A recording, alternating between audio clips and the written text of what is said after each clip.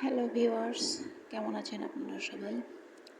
তো আজকে আপনাদেরকে আমি যে টপিকটার বিষয়ে বলবো সেটা হচ্ছে মৃত্যুর পর আত্মা কোথায় যায়, মানে সবার আগে মিট করতে কার সাথে যায়।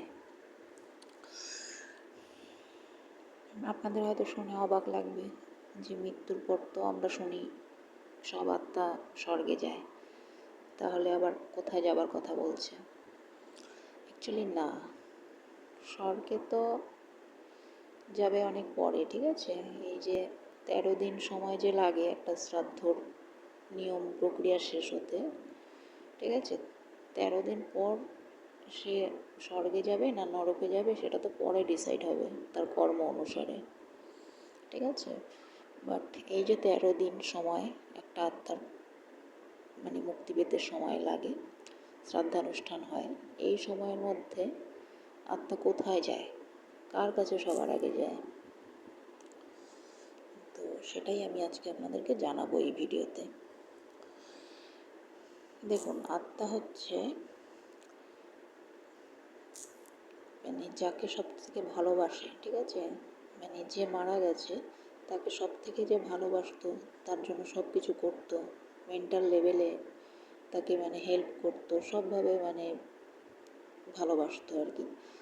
তো আত্মা তার এখানেই সবার আগে যায় দেখা করতে।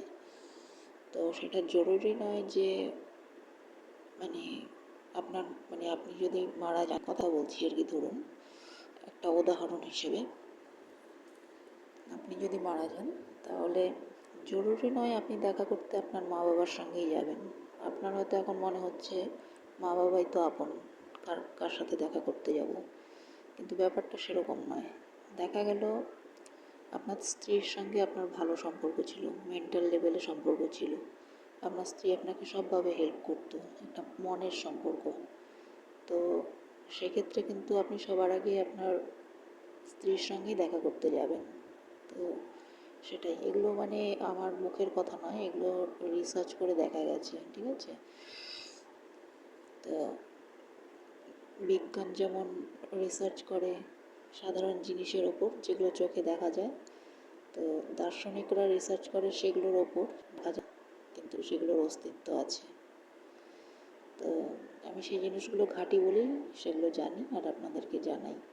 এগুলো কোনোটাই মানে আমার তৈরি করা নয়। আপনাদেরকে আমি যে সমস্ত তথ্যগুলো দেব আপনারা মানে চোখ বন্ধ করে বিশ্বাস করতে পারেন। আপনাকে আমি যেদিন আমার নিজেরটা বলবো, মানে আমার ওপিনিয়ন আপনাকে